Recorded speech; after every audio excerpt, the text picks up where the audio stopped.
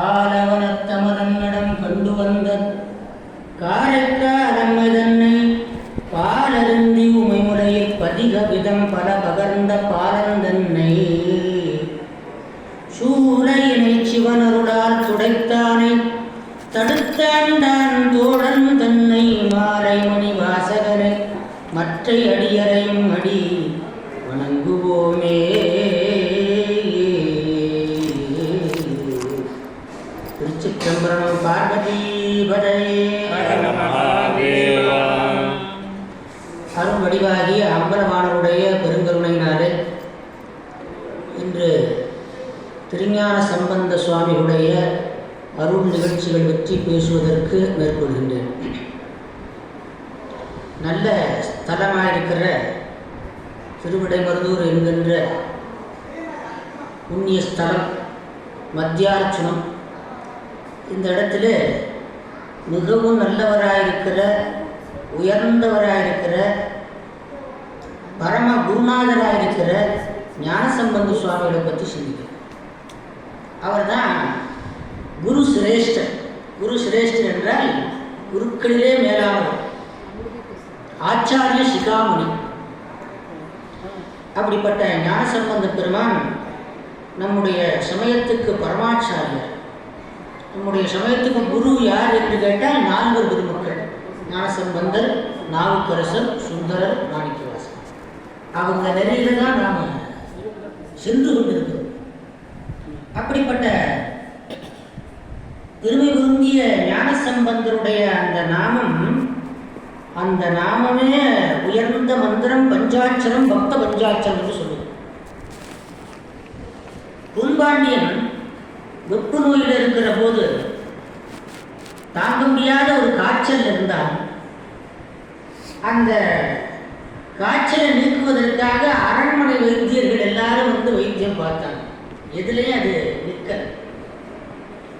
அப்போது மங்கையர்கரசியார் பக்கத்தில் போய் சொல்கிறாங்க, சுவாமி, ஞானசம்பந்தர்னு ஒருத்தர் வந்திருக்கிறார்.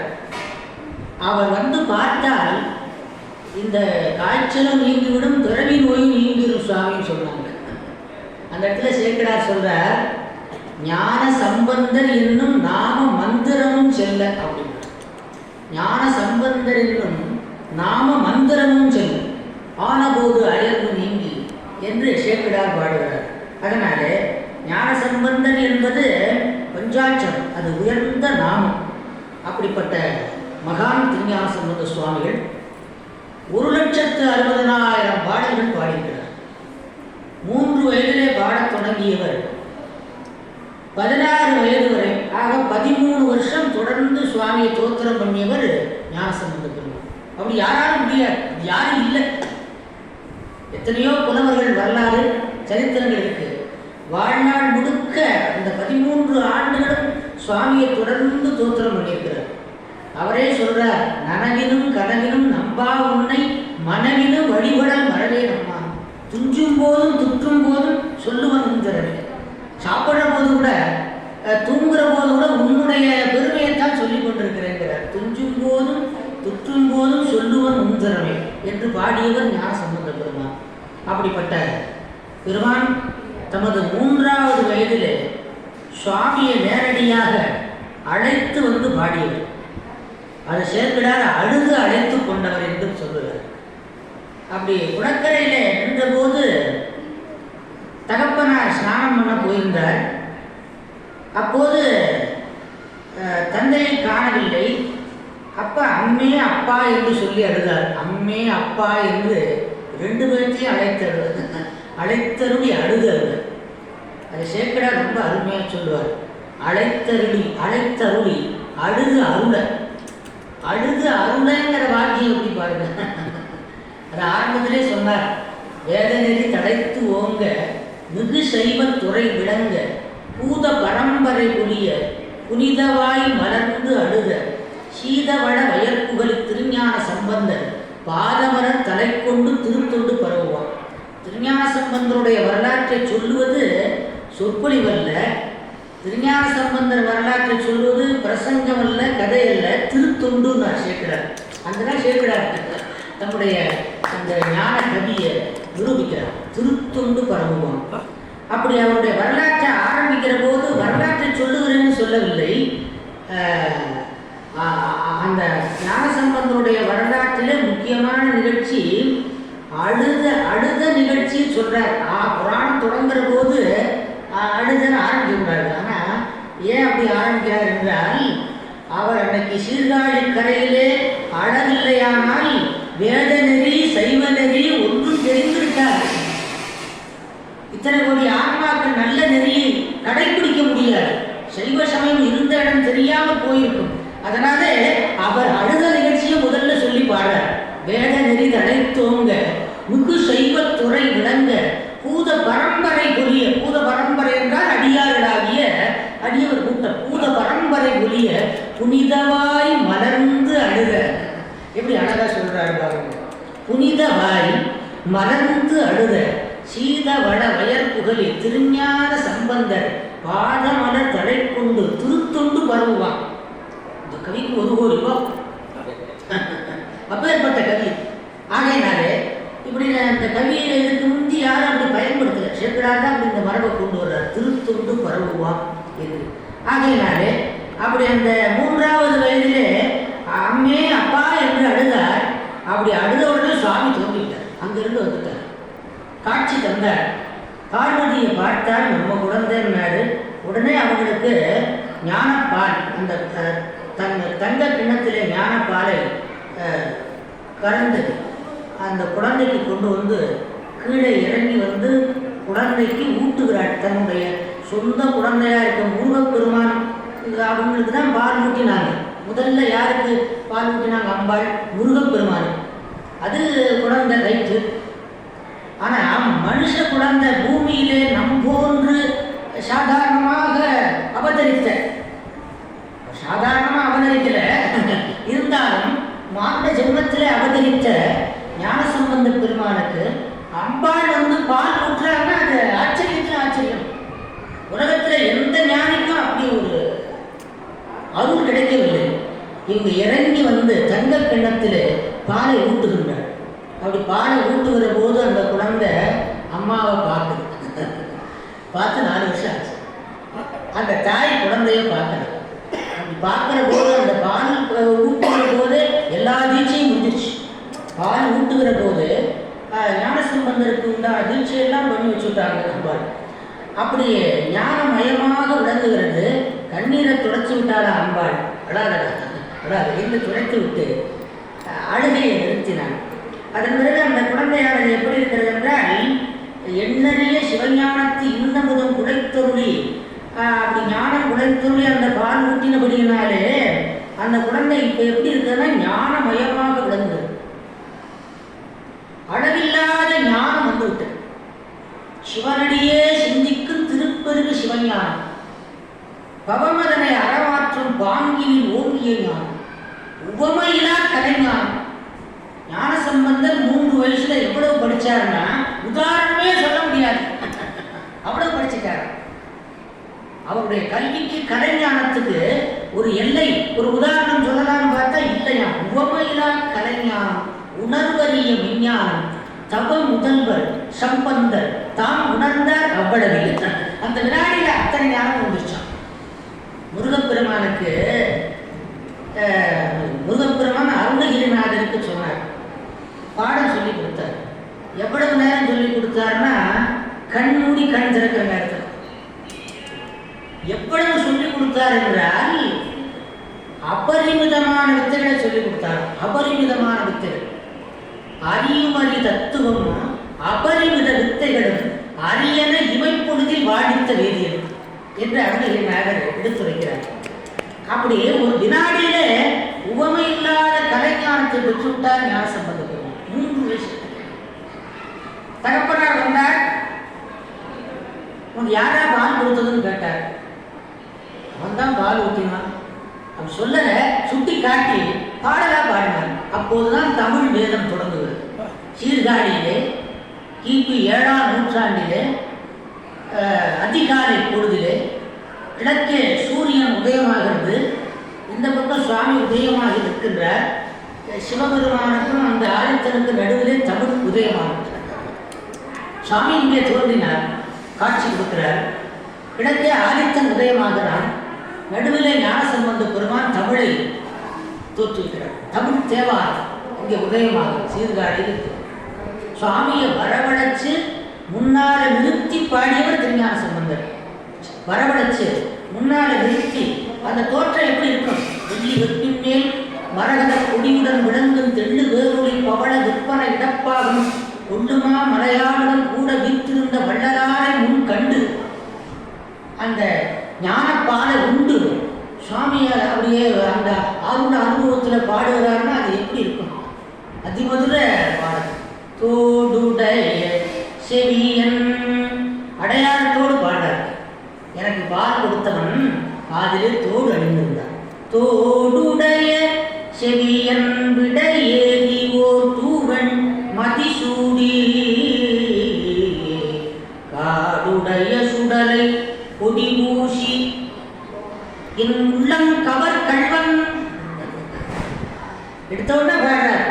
என் உள்ளம் கவர் கள்வன் ஏடுடைய மலரான் முனை நாள் பணிந்து ஏத்த அருள் செய்த வீடுடைய வரமாபுரம் மேவிய பெம்மான் இவனன்றே இவனன்றே. வேதங்கள் சிவபெருமானை அது என்று சொல்கிறது. அதுன்னா தூரத்தில் கெட்டார், அவன் அது என்று சொல்கிறது.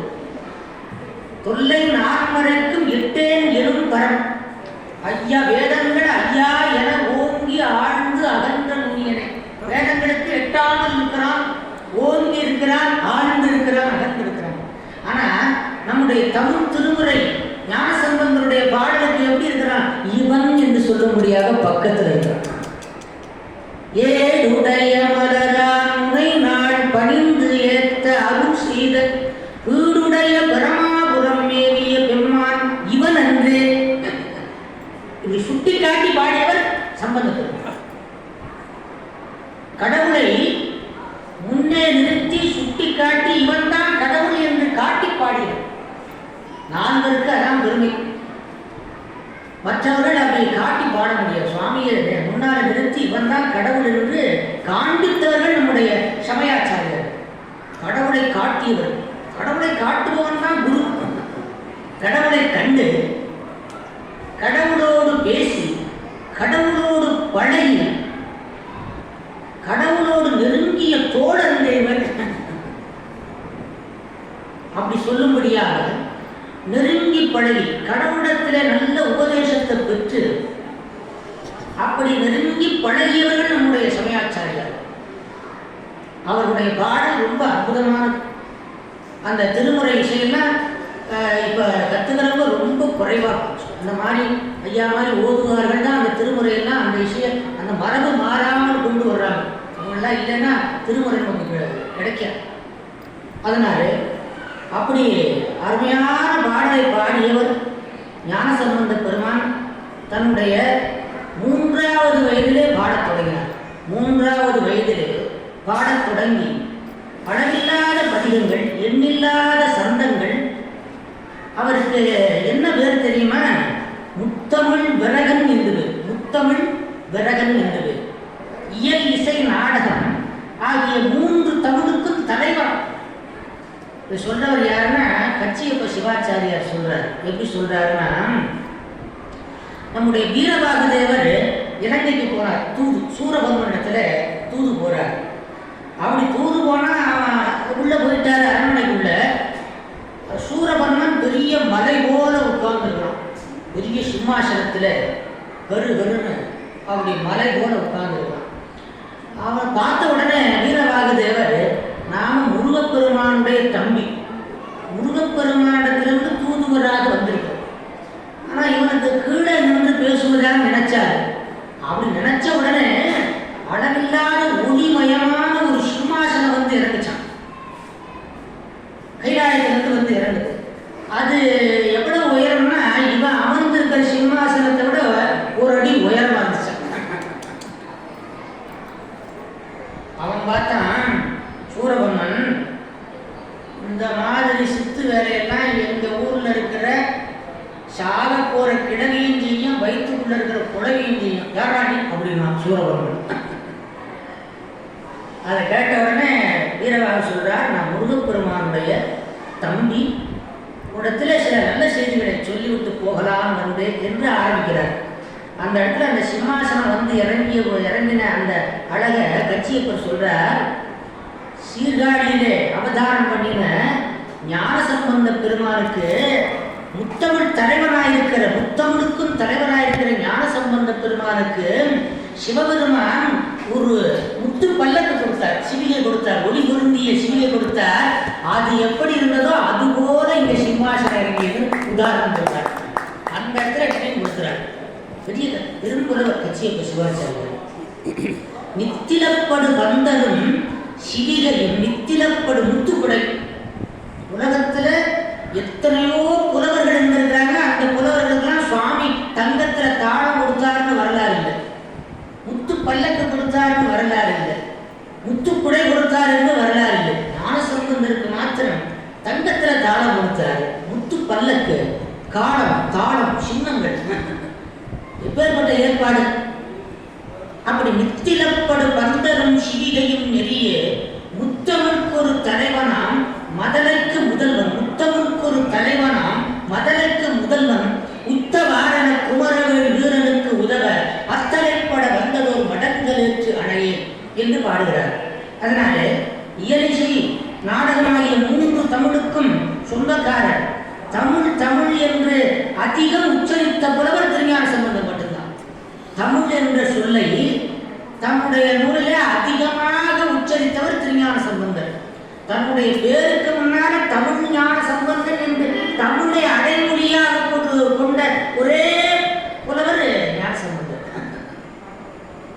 என்ன ஆச்சரியம் பாரு! தமிழ்ல எவ்வளவு ஈடுபாடு இருந்திருக்கு. தமிழ் ஞான சம்பந்தன் என்று தன்னை அழைத்துக் கொள்ளுகிறார் என்றால் இந்த நாட்டின் மீதும் இந்த மொழியின் மீதும் இந்த மக்கள் மீதும் எவ்வளவு ஈடுபாடு இருந்திருக்கு அவருக்கு.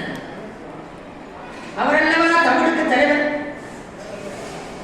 தமிழ் உலகம் அவரை எப்படி கொண்டாட வேண்டும் அடையப்பா. ஆகையினாலே இன்னொரு இடத்துல சொல்றாரு, முத்தமிழ் விரகன் என்று பாடுகிறார். பாலியாறு என்கின்ற நதியிலே மீன்கள் எதிர்த்து செல்லுது. அப்படி மீன்களுடைய தன்மை எப்படின்னா தண்ணீரை எதிர்த்து செல்லும். அதான் மீன்களுடைய தன்மை. மதுரையில அதுக்கு உதாரணம் சொல்றாரு. அதை பார்த்த உடனே ஞானசம்பந்தன் ஞாபகம் வந்துருச்சு கச்சியப்பருக்கு. உதாரணம் சொல்றார். மதுரையில சிவபெருமான் அந்த சிற்றுண்டி கொண்டு கரை அடைத்தார் வைகை நதியில. அந்த நதியில மீன் 7 இட்டு போட்டார். 7 எழுதி அந்த ஆற்றுல போட்டார். அனல் வாதம் புனல்வாதம் பண்ணுகிற போது 7 எழுதி போட்டார். அந்த 7ஆனது எதிர்த்து சென்றது. அப்படி ஞானசம்பந்த பெருமானுடைய தமிழ் 7 எப்படி நதி வைகை நதியிலே எதிர்த்து சென்றதோ அதுபோல இந்த மீன்கள் எதிர்த்து செல்கின்றன அப்படின்னு உதாரணம் சொல்றார். இந்த இலக்கியம் இந்த இலக்கியத்துல எப்படி நம்ம சமயாச்சாரம் ஈடுபடுத்துறாரு. உதிருகின்ற சிற்றுண்டி கொண்டு சுவாமி சிற்றுண்டி விட்டு சாப்பிட்டார்களே அது சிற்றுண்டி. உதிருகின்ற சிற்றுண்டி கொண்டு ஒலி குணச்சடைமேல் மதுரை நாயகன் மண் சுமந்து இட்டமா நதியின் முதிரும் முத்தமிழ் விரகன். முதிரும் முத்தமிழ் விரகன். அவருக்கு உயர்ந்த தமிழ் பாடியவர் கிடையாது. முத்தமிழ் விரகன்னா கெட்டிக்காரன் அர்த்தம். முதிரும் முத்தமிழ் விரகனது ஏடன மொய்மீன் எதிர் புகுந்திட போவது பாலியாம் யாரு என்று அவர் பாடுகிறார். ஆகையினாலே அப்படி ஞானசம்பந்த பெருமானுக்கு முத்தமிழ் விரகன், முத்தமிழுக்கு தலைவன் என்றெல்லாம் பேர். தமிழ் என்கின்ற அடைமொழியை சேர்த்து கொண்டு பாடிய பெரும்புறம். இன்னொரு பேர் உண்டு. இன்னொரு பேருன்னா அவருடைய பாடலுக்கு என்ன பேருன்னா அமிர்த கவி என்று பேர். அமிர்த கவி. ஞானசம்பந்தருடைய பாட்டுக்கு அமிர்த கவி என்று பேர். என்ன காரணம் என்றால் அமிர்தம் என்ன செய்யும் என்றால் இறந்தவர்களை எழுப்பும். இறந்தவர்களை எழுப்பும். நரை திரை மூக்கு வராமல் இளமையாகவே இருக்கிற அமிர்தம் சாப்பிட்டா கொஞ்சம் சாப்பிட்டோம்னு வச்சுக்கோங்க, முடி நரைக்காது, தோல் சுருக்க இருக்காது, வயசே ஆகாது, இளமையாகவே இருக்கலாம். அப்படிப்பட்டது அமிர்தம். அந்த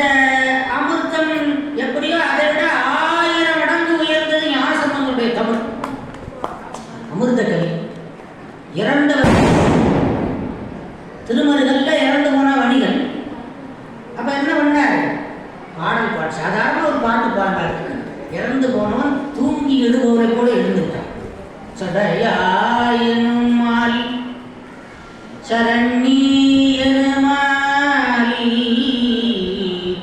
விடையாயனுமாலி வெறுவாடுமாலி மடையார் குவளை மலரும் மருகல் உடையாய் தகுமோ இவளும் மெலிவே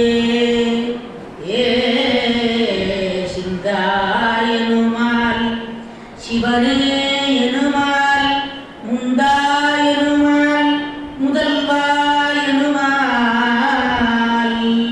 கொந்தார் குவளை குலவும் மருகல் எந்தாய் தகுமோ இவளே சரவே.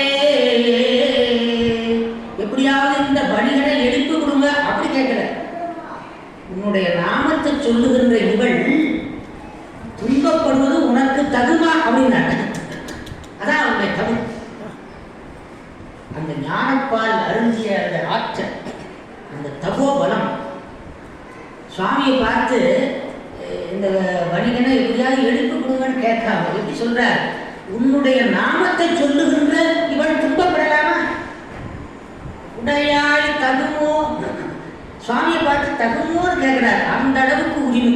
அப்பாவும் பிள்ளை, அப்பா கிட்ட ஒரு மகன் கேட்பது போல, என்னப்பா இது நியாயமா, இது உனக்கு அழகா அப்படிங்கிறார். எந்தாய் தகுமோ இவள் ஏசரவே என்று பாடினார். இறந்து போனவன் உடனே எழுந்துட்டான். அப்புறம் இவர் தலைமையில கல்யாணம் நடந்துச்சு, ஞானசம்பந்தனுடைய தலைமையில. அப்போ திருமருகல்ல திருமணம் நடந்தது. அப்போ இறந்து போன வணிகனை எழுப்பிய ஆற்றல் இந்த தேவாரத்துக்கு உண்டு, இந்த பதிகத்துக்கு உண்டு. நாம் பண்ணின புண்ணியம் அதெல்லாம் செல்லரிக்காமல் நமக்கு கிடைச்சிருக்கு. சுவாமி பாதுகாத்து நமக்கு கொடுத்துருக்கிறார். இந்த பதிகம் எப்பேற்பட்ட பதிகம். அதே போல மயிலாப்பூர்ல அந்த பூம்பாவை அப்படிங்கிற பெண்ணை ஞானசம்பந்தருக்குன்னு கொடுக்கறதுன்னு அவர் முடிவு பண்ணி வச்சிருந்தார், சிவனேசன் செட்டியார். அப்படி அவர் சொல்லியிருந்த உடனே மற்றவங்களாம் கொஞ்சம் கோபப்பட்டிருப்பாங்க. உண்மைதானே, என்ன ஒரே பொண்ணு, பெரிய கோடீஸ்வரன், இது ஞானசம்பந்தருக்கு கொடுக்குறேன் அப்படின்னா நம்ம சொந்தக்காரங்களாம் கொஞ்சம் வருத்தப்பட்டாங்க. இருந்தாலும் கூட அவர் அந்த வைராகி ஞானசம்பந்தர் மேலே அளவு கடந்த ஒரு பக்தி. என்ன பண்ணினார், அப்படியே அந்த குழந்தைய சம்பந்தருக்குன்னு சொல்லிட்டார் சொந்த பந்தம். மலர் பறிக்க சென்ற போது அவள் அரவன் திரும்பி மாண்டு விட்டாள். அவர் பாருங்க, அந்த வைராகிய பக்தி ஞானசம்பந்தருக்குன்னு வச்ச பொருள், அது அவருடைய உடமை ஆயிடுச்சு என்று சொல்லி எலும்பையும் சாம்பரையும் பத்திரமா எடுத்து வச்சிருந்து தங்க குடத்தில் அதை பத்திரமா வச்சிருந்து தினந்தோறும் பூஜை பண்ணிட்டு வந்தார். ஞானசம்பந்தனுடைய பொருளாச்சு, அவ்வளவு பக்தியம். அது அந்த குடம் வச்சிருந்த இடம் தான் சென்னையில் இப்போ அத்திக்குட்டைன்னு இருக்கு. அத்திக்குட்டை, அந்த அத்தினா எலும்பு வச்சிருந்த, அந்த எலும்பு சாம்பல் வச்சிருந்த இடம் அத்திக்குட்டைன்னு இருக்கு. அரசு மருத்துவமனைக்கு பக்கத்தில் இருக்கு. அப்படி வச்சிருந்தார். கொஞ்ச நாள் ஆச்சு, ஞானசம்பந்தர் வந்தார். சென்னைக்கு வர்ற போது பெரிய வரவேற்பு, பிரம்மாண்டமான வரவேற்பு, எல்லாம் மலர்களால் அலங்காரம் பண்ணி ஞானசம்பந்தரை வரவேற்று கொண்டு போய் ஆலயத்துக்கு போனார் சம்பந்த பெருமான். அப்போது விஷயத்தை சொன்னாங்க. குடத்தை கொண்டு வந்து வைக்க சொன்னார். குடிமரத்துக்கு முன்பாக அந்த குடத்தை கொண்டு வந்து வச்சாங்க. அப்படி வச்ச உடனே சம்பந்த பெருமான் பதிகம் பாட, அதுவும் அந்த சீதா நாகநாம பிரியில தான் பாடாரு. இந்த பதிகமும் அப்படிதான், அந்த பதிகமும் அப்படிதான். அது என்ன காரணம்னு இசை அறிஞர்களுக்கு தான் தெரியும். மட்டிட்ட புன்னையம் காணல் மடமயிலை, மட்டிட்ட புன்னையம் காணல் மடமயிலை, கட்டிட்டம் கொண்டான் கபாலீச்சரம் அமர்ந்தான், ஒட்டிட்ட பண்பில் உருத்திர பல்கணத்தார்க்கு அட்டிட்டல் காணாதே போதியோ பூங்காய்.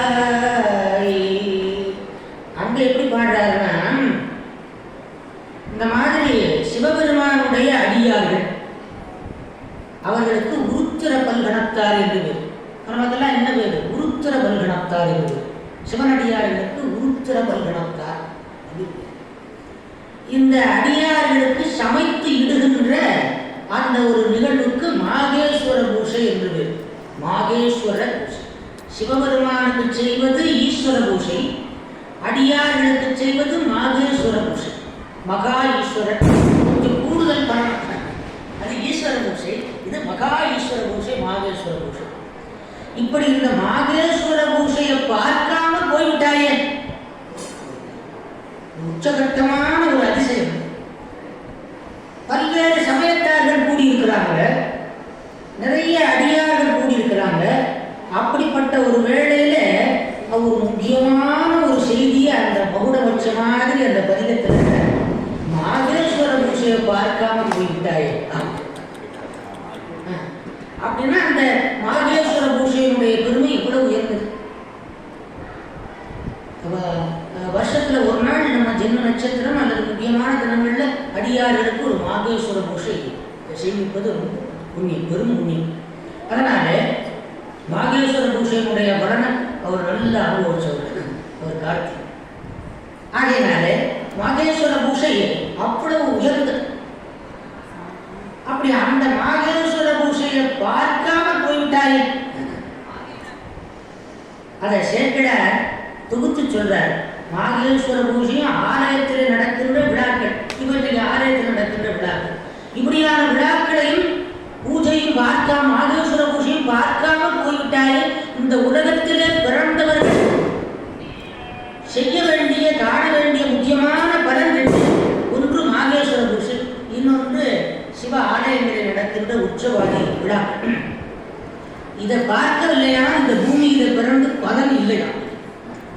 மாகேஸ்வர பூஜையை பார்க்கலைனாலும், ஆலயத்தில் நடக்கிற உற்சவங்களை பார்க்கலைனாலும் இந்த பூமியில பிறந்து பலன் இல்லையா? பலன் இதை சேர்க்கிறார், அழகா சொல்றார்.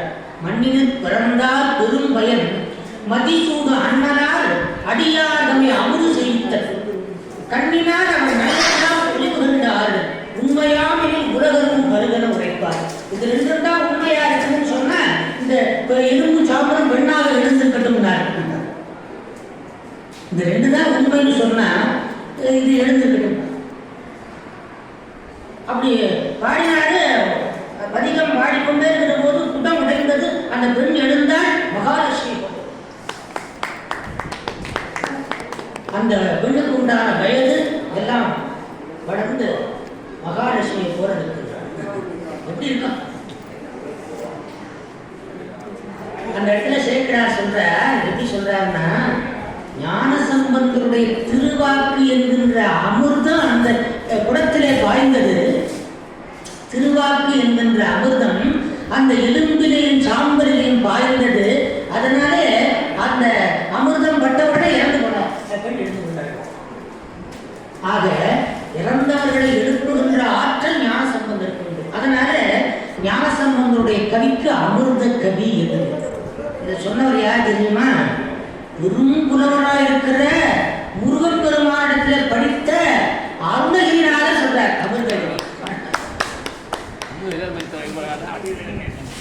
அடிமதனை தருவாய். அருணகிரிநாதரை போல உயர்ந்த தமிழ் படிச்சவங்க யாரு? இல்லவே இல்லை. அவர் சொல்றாரு, நான் ஞானசம்பந்தரை போல அமிர்த கவி பாடணும்னு முருகப்பெருமான்ட்ட வேண்டார். ஞானசம்பந்தரை போல அமிர்த கவி பாட வேணும் என்று முருகப்பெருமான்ட்ட வேண்டுகிறார். குமியதனில் பிரபுவான, குமியதனில் பிரபுவான புகழில் வித்தகர் போலே அமிர்த கவி தொடை பாட அடிமைதனக்கு அருள்வாயே. இந்த இடத்துல திருஞான சம்பந்தரை அவருடைய தமிழை எப்படி உயர்த்துறார் பாருங்கள். புகழில் வித்தகர் போலே அமிர்த கவி தொடை பாட அடிமை தனக்கு அருள்வாயே. சமரில் எதிர்த்த சுருமாட தனியில் விட்டெறி போலே நமசிவய பொருளோனே ரசதகிரி பெருமாளே.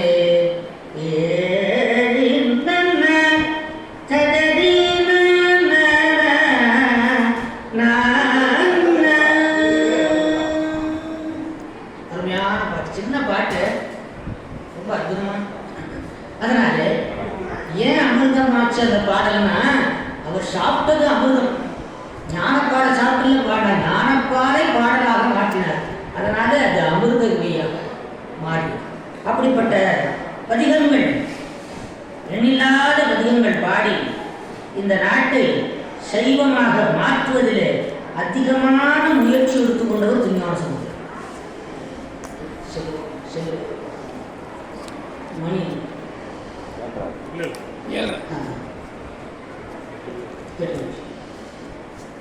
அதனால நம்முடைய சமயத்திற்காக அதிகமான பாடுபட்டவர், அதிகமான முயற்சி எடுத்துக்கொண்டவர் யார் என்றால் ஞானசம்பந்தர்.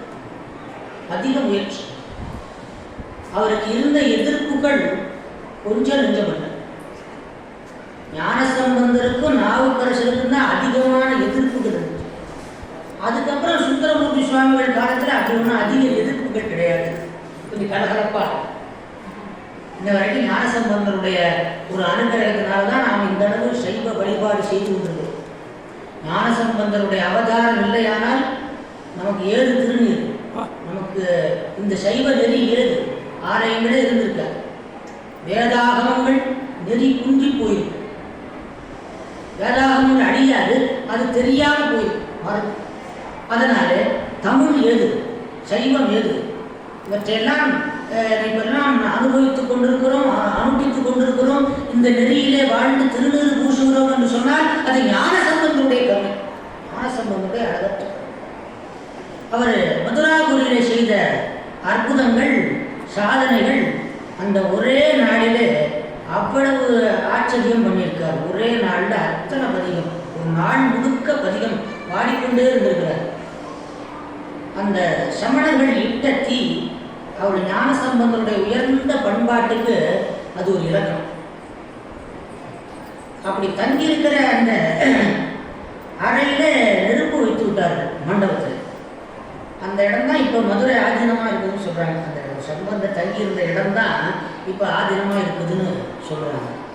ஆகையினால அந்த இடத்துல நள்ளிரவில் எல்லாரும் தூங்கிட்டு இருக்கிற நேரத்தில் நெருப்பு வச்சுட்டாங்க. அது முன்னால் மந்திரத்தினால முயற்சி பண்ணாங்க. அவங்க மந்திரத்தை சொல்லி அத்தி நாத்தி அத்தி நாத்தின்னு சொல்லி முயற்சி பண்ணாங்க. நெருப்பு பிடிக்கல, நெருப்புக்கு பிடிக்கல. நீங்க செஞ்சாங்க, நெருப்புக்கே பிடிக்கல, தீ பற்றது. சரி, இதை பார்த்துட்டு இருந்தா ரொம்ப நேரம் ஆகுது அப்படின்னு சொல்லி என்ன பண்ணிட்டான், ஒன்று வச்சு விடுறான்னு சொல்லி கட்டி வச்சு அடியார்கள் பார்த்து சொன்னாங்க. ஞானசம்பந்தர் அந்த பக்கம் எரிஞ்சுட்டு இருக்கு நெருப்பு, ஒன்றும் பயப்படலை, பதஷ்டப்படலை. அந்த நேரத்தில் பதிகம் பாடார் பாருங்க. கல்லில் கட்டி கடலில் போட்டால் நமக்கு எவ்வளவு பயமாக இருக்கும், எவ்வளவு பதஷ்டமாக இருக்கும். அந்த பயத்திலே உயிர் போயிடும். கல்லில் கட்டி கடலில் போடுறாங்க, யாரும் துணை இல்லை. அந்த பயத்திலே ஜீவன் விருந்திருக்கும். சாதாரணமான ஆளா இருந்தா கொஞ்சம் கூட பயப்படலையே நாவுக்கரசர். கற்றுணை பூட்டியோர் கடலில் பாய்ச்சினும் நற்றுணையாவது நமச்சிவாயவே. ஒன்றும் கட்டுக்கதை இல்லை, நடந்த வரலாறு. அவரே பாடுறார். கல்லினோடு என்னை கூட்டி அவன் கைய ஒல்லை நிறுவுக நூக்க என் வாக்கினால் நெல்லு நீழ்வயல் நீலக்குடியரன் நல்ல நாம நடித்து உண்டேன் என்றேன். எப்படியா பிழைச்சிங்கன்னு கேட்டாங்க. அது சொல்றார், நீலக்குடியரனுடைய நல்ல நாமமாயிருக்கிற பஞ்சாட்சரத்தை சொல்லி நான் பிழைத்துக் கொண்டேங்கிறார். எவ்வளவு அகச்சான்று பாரு. நம்ம சமயத்துக்கு நம்ம ஆச்சாரியர் கொடுக்கிற ஒரு சான்று. அதுபோல இப்ப நெருப்பு எரியுதுன்னா எவ்வளவு பயம் இருக்கு, கொஞ்சம் கூட பதட்டப்படாது. இவர் அமர்ந்து கொண்டு தேவாரம் பாடுறார். செய்ய திரு ஆதவாய் மேவிய ஐயனே அஞ்சல் என்ற உள் செய்யனை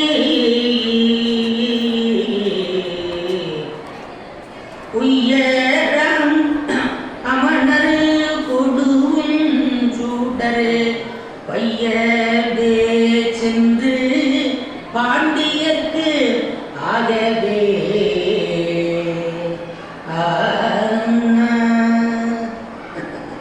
இந்த நெருப்ப வேகமா போனா அப்பவே சாம்பல் ஆயிருப்பான். அந்த வச்ச நெருப்பு தன்னை சுடும். இது பாண்டியனை போய் தாக்கட்டும்னு சொல்லியிருந்தாருன்னு வச்சுங்க, அப்பவே சாம்பல். ஆனால் ஞானசம்பந்தருடைய அந்த உயர்ந்த தமிழ் பண்பாடு, சைவ பாரம்பரியம் எப்படி சொல்றாரு பரமாச்சாரியார், இந்த நெருப்பு பாண்டியனுக்கு ஆகட்டும். பொய்யராமண்ணல் குடுவும் சூடரு பையவே பையவேன்னா மெல்ல. மதுரையில் அந்த பாஷை இருக்குதான், பையவேங்கிற பாஷை தான். அந்த பாஷையெல்லாம் வச்சு பாடுறார். பையவே சென்று பாண்டியர்க்கு ஆகவே அப்படி பாடினவுடனே அந்த நெருப்பானது காய்ச்சல் வெப்பு நோயாக பாடு. அது அந்த பதியத்திலே பாடுறார். அப்பன் ஆலவாய் ஆதி அருளினால் வெப்பன் தென்னன் மேலுள்ள சான்று பாருங்க. இந்த வெப்பம் தென்னனுக்கு போகட்டும். வெப்பம் தென்னன் மேலுற மேதினி வெப்ப ஞான சம்பந்தன செந்தவள் செப்புவாரவர் தீவிரா செந்தவள். இந்த அளவுக்கு ஒரு அகச்சான்று வைத்து பாடிய ஒரு குலம் திருக்கோயில் சார்பாக பார்வதி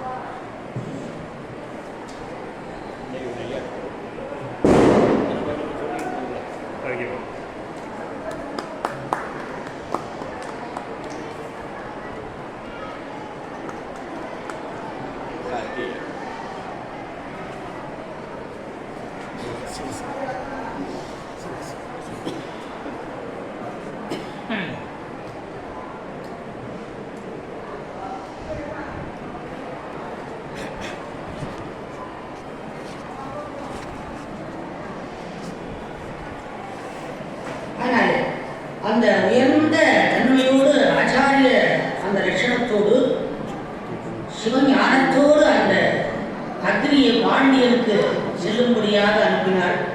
அதன் பிறகு காய்ச்சல் வந்தது. அந்த நோயை நீக்குவதற்காக ஞானசம்பந்த பெருமான் அங்கே திருநூற்று பதிகம் பாடினார். ஞானசம்பந்தருடைய அவதாரம் திருநூற்று பதிகம் பாடுவது முக்கியமான வேலை. திருநூற்று பதிகம் அவருடைய அவதார நோக்கம் மதுரையிலே பூர்த்தியானது. ஞானசம்பந்தருடைய அவதார நோக்கம் மதுரையிலே பூர்த்தியானது. அப்படி பல்வேறு எதிர்ப்புகளிடையே சைவ சமயத்தை நிலைநாட்டிய பெருமை ஞானசம்பந்தருக்கு உண்டு. அந்த பெருமான் தினந்தோறும் சிவபெருமான பூஜை பண்ணும்போது நமக்கு அறிவுரை சொல்கிறார். நீநாடும் நன்னெஞ்சே நிலைகண்டாய் யாரறிவார் சாநாடும் வாழ்நாடும் சாய்க்காட்டும் பெருமான் பூநாடும் தலை சுமப்ப புகழ்நாமும் சிறியேற்ப திரளாமே நல்லதே என்று நமக்கு அறிவுரை சொல்லுகிறார். அப்படிப்பட்ட ஞானசம்பந்த பெருமானுடைய அருள் வரலாறுகள் அதுதான் பெரிய அதிகமாக சொல்லப்பட்டிருக்கிறது. அவற்றையெல்லாம் நாம் நன்றாக அனுபவிக்க வேண்டும். நம்முடைய மிகுந்த நெருங்கிய மகாலிங்கம் ஆசிரியர் ஐயா அவர்கள் நிறைய நிகழ்ச்சிகள், நிறைய நாவல்கள் நிறைய எழுதியிருக்கார்.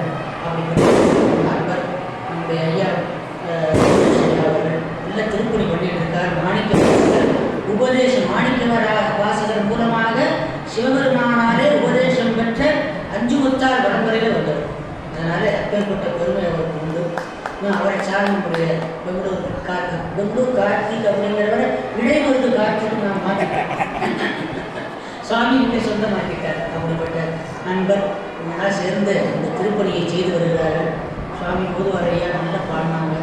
இதெல்லாம் நல்லா கேட்டீங்க. மகாலிங்கேஸ்வரர் எல்லாருக்கும் நீண்ட ஆய்வு, நிறைந்த செல்வம், உயர்ந்த சிவஞானம், சிவபக்தியை தந்தருவார் என்று சொல்லிக்கொண்டு இந்த அளவில் இந்த சித்துரையை நிறைவு செய்கின்றேன். திருச்சிற்றம்பலம்.